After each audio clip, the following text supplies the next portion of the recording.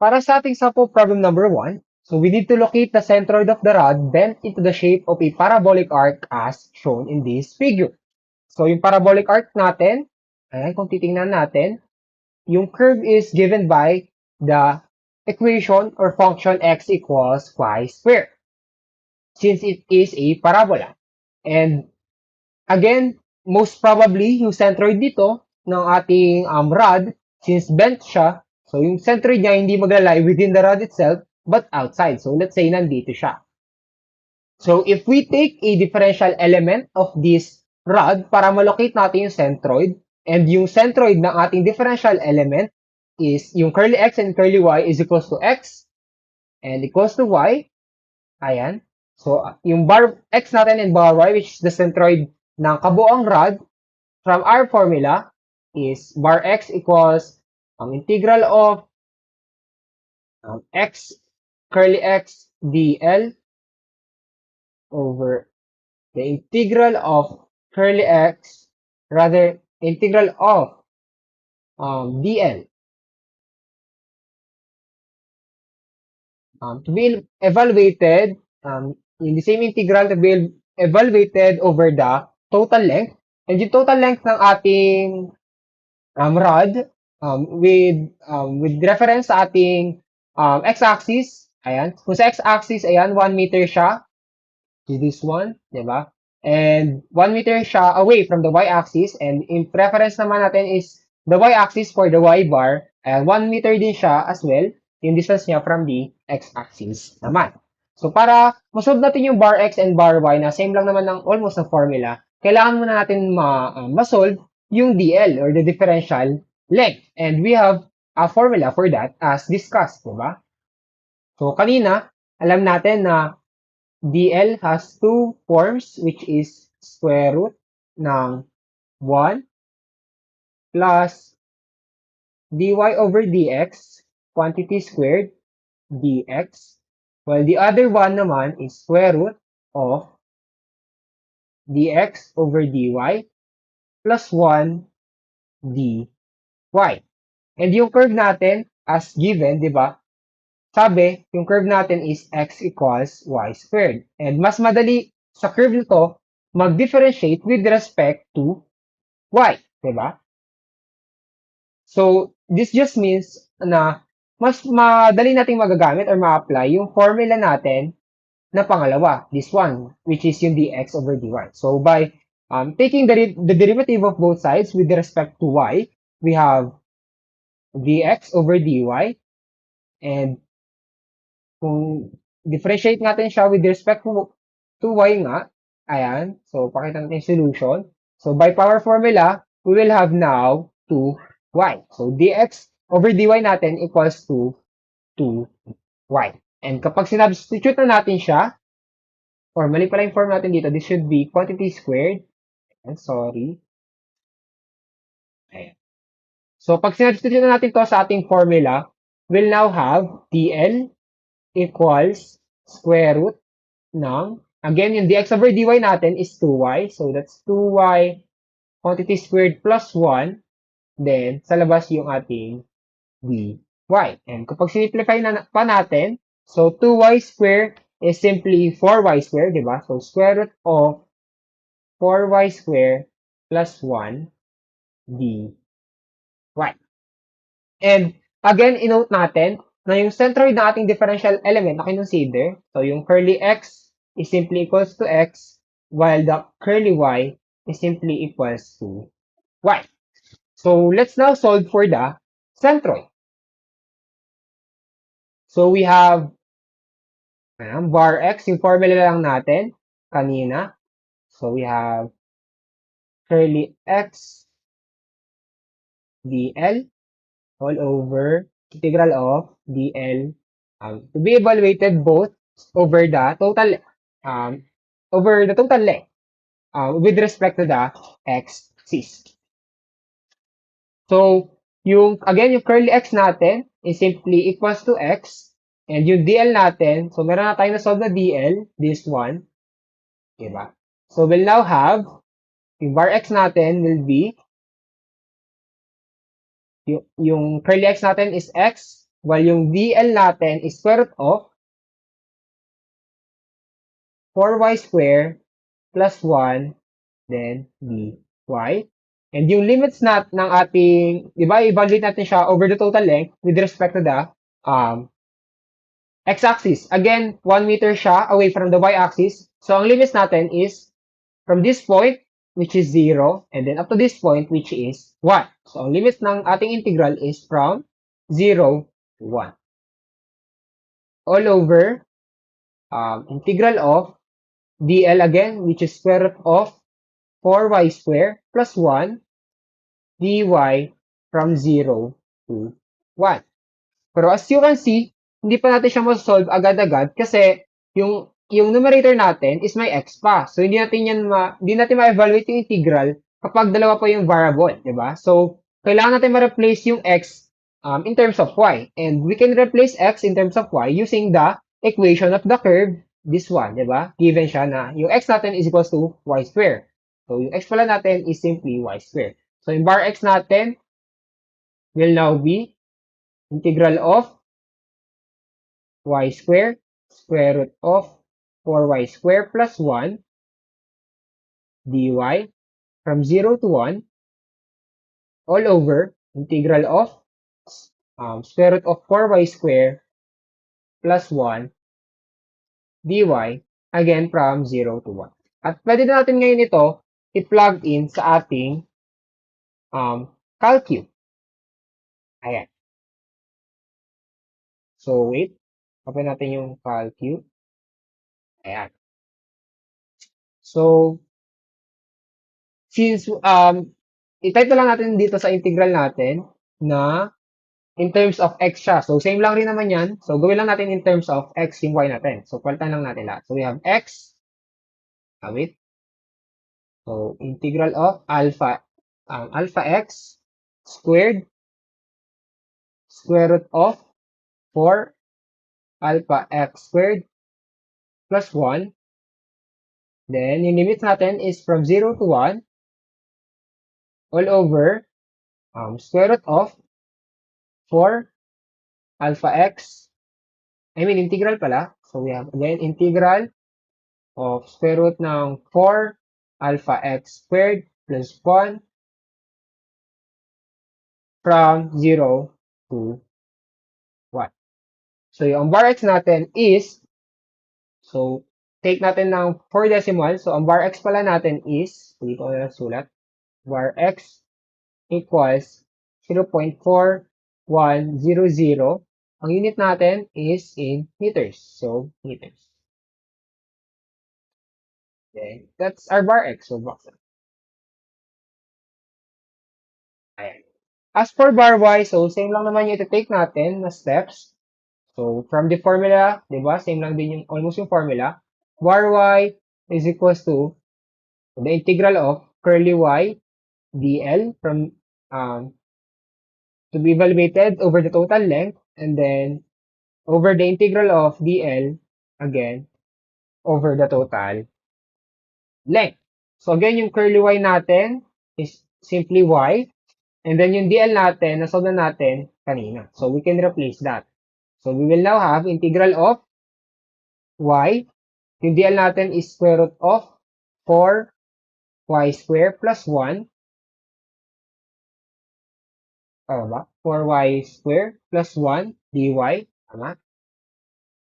Again, yung limits ng integral natin is, since bar y na tayo, di ba? With reference naman tayo sa y-axis. And yun, makuha natin yun, kung yung distance ng total length ng ating rod from the x-axis. So, mag-start tayo sa 0, this point, up to this point, which is 1 meter. So, same lang pala tayo ng limit. So, from 0 to 1, all over the integral of dl, which is square root of 4y square plus 1 dy from 0 to 1. Since yung both numerator and denominator natin ay in terms of y na, since dun yung sa integral natin, so pwede natin yan i-plug in ngayon sa ating calculator. So, ayan, pwede natin modify lang to. Since may iba lang naman dyan, sa kanina natin is mawawala yung x squared. Diba? Mawawala si x squared. Then, same lang. So, assuming na yung x natin dito sa calculator is y, so same lang rin naman yan. So, wait, may mali ba?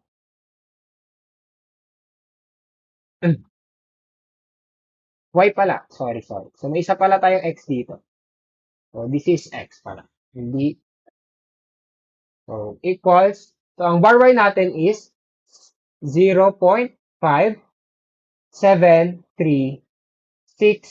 meters. At ayun na ating final answer for that. So, express lang natin yung centroid ng ating rod into coordinate to xy form natin. So, yung centroid ng ating rod will be given by 0.4100, 0.5736 in meters. And pwede na rin ito ulit yung ating final answer. Another form ng ating final answer. So, ayan yung sa ating problem number 1. For sample problem number 2, so we need to locate again the centroid, for this time of the area shown sa ating figure. So, yung area natin is yung blue area or the blue shaded area dito sa ating illustration. So, this one. So, we are given na yung ating area is bounded by this curve. Ayan. Y equals x squared and a distance of 1 meters from the y-axis and a distance another 1 meter from the x-axis naman. So, para masolve natin yung centroid nitong area natin, let's try to take a differential element, a rectangular strip. So, kuha tayo ngayon ng horizontal muna. Diba? So, if mag-consider tayo ngayon ng horizontal strip, so ito yung horizontal na strip natin. Ayan. So, yung centroid niyan, since it is a rectangle, will act on this or will be located in this point. Ayan. Okay. And magkakaroon yan ngayon ng length dx at ng height na y. So, yung centroid niya will be curly x and curly y. So, from our formula kanina, di ba, sa ating centroid ng isang area, so, bar x ng isang area na kamukha lang ng ating bar y is given by the integral na curly x dA. So, same lang rin yan, almost. All over the integral dA na to be evaluated both within the total area. So, yung area na covered or the shaded blue region. So, para masolve natin yung centroid, the bar x and the bar y, dapat masolve muna natin or ma-identify natin yung value ng ating dA sa figure na to. So, yung dA natin, di ba, differential area is the area of the rectangular strip na kinoconsider natin. So, ito yun. Ito yung rectangular na horizontal strip natin. So, ano ba yung differential area niyan? Di ba, ang length niya is dx, length, and ang height niya is y. Therefore, ang differential area pala natin is y dx.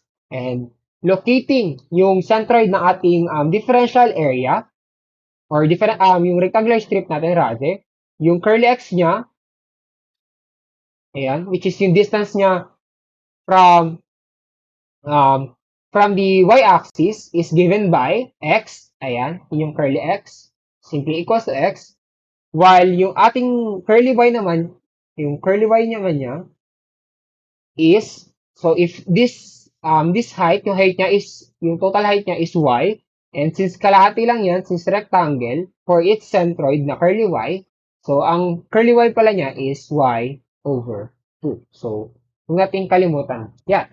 Okay? So, let's now solve para sa ating centroid. So, let's start with bar x. Again, given by the formula integral ng curly x dA all over integral ng dA to be evaluated over the total area. So, again, yung curly x natin kanina is simply x. And nasolve na rin natin yung dA or na-identify natin yung dA. That is x. Yung dA natin kanina is y dx. So, ano bang limits ng area natin? So, sige, wag muna natin lagyan, mamaya na lang. Over the integral ng dA natin, which is y dx over the total area. So, kung mapapansin natin sa numerator, hindi pa tayo pwede mag-evaluate ng integral since meron pa tayong dalawang variable. So, since dx to, dapat all in terms of x tayo. So, palitan natin yung y. Pero we know from this figure na yung area natin is um, bounded by the curve y equals x squared. Ayan. So, pwede pala natin palitan yung y dito as x squared. So, x times x squared will now be x cubed dx all over, ayan. Then, yung y natin again will be x squared, that is x squared dx. So, ano ba yung limits ng area natin in terms of um, x, di ba? Kasi bar x yung sinusolve natin. So, yung limits natin in reference with x-axis and yung distance niya from the y-axis. So, mag-start tayo sa 0 and then 0, this point, 0, ayan, hanggang 1 meter. So, from 0 to 1, both integral. Ngayon, pwede natin ito i-plug in sa ating calculator. So, we have integral of x cubed, we have alpha x cubed dx from 0 to 1 over the integral of alpha x squared dx from 0 to 1 as well. Then equals, ang answer natin is 0.75 meters. So, ang bar x pala natin, bar x equals 0.75 meters. And that is our answer for bar x. So, for bar y, so same formula lang tayo, di ba? So, bar y equals integral of y curl or curly y dA all over integral ng dA to be evaluated over the total area. Again, identify natin yung curly y as y over 2. Okay? Kung natin kalimutang inote yun. So, y over 2. Ang dA natin again is y dx. So, this is y. Wait lang, erase natin para mas readable. So, y over 2, yan. All over integral of dA. Again, yung dA natin is y dx. So, anong limits naman nito? Kung bar y when solving for bar y. So, in reference with y-axis, so ano ba yung distance from the x-axis ng ating area? So, mag-start tayo dito from 0 and then up to 1 meter. So, 0 to 1 as well. Pero again, di pa tayo pwede mag-evaluate ng integral since dx to and yung variables natin ay y. Pero alam natin na yung curve is bounded by y equals x squared. So, pwede ulit tayong pwede natin i-replace lahat ng y with x squared. So, we have 0 to 1, x squared over to 2 times x squared dx all over 0 to 1, x squared dx. So, kapag simplify natin tong numerator, di ba, that will now be x squared times x squared will now be x raised to 4. So, that's x raised to 4 over 2 dx. And, pwede na natin ulit ito i-plug in sa ating calculator. Ayan. So, palitan lang pala natin. Pwede natin ulit i-edit. Palitan natin yung numerator with x raised to 4. That is x raised to 4. So, our bar y is 0.60 meters. Ayan. So, express natin lang siya sa same number of decimal places. At kung express natin yung centroid ng area, it is now, wait. It is located in terms of xy. So, yung centroid ng ating area is 0.75, 0.60 meters. So, this is another form of the answer. Okay. So, on your own, you may try to solve for the centroid of this area. Diba, gumamit tayo ng horizontal na rectangular strip. Pero try on your own. Pag nag-consider naman tayo ng, vertical strip pala yung kinonsider natin. So, try nyo naman kapag horizontal strip or pahiga. If magkakaroon lang ng, or mag-yield lang ng same answer sa bar X at bar Y.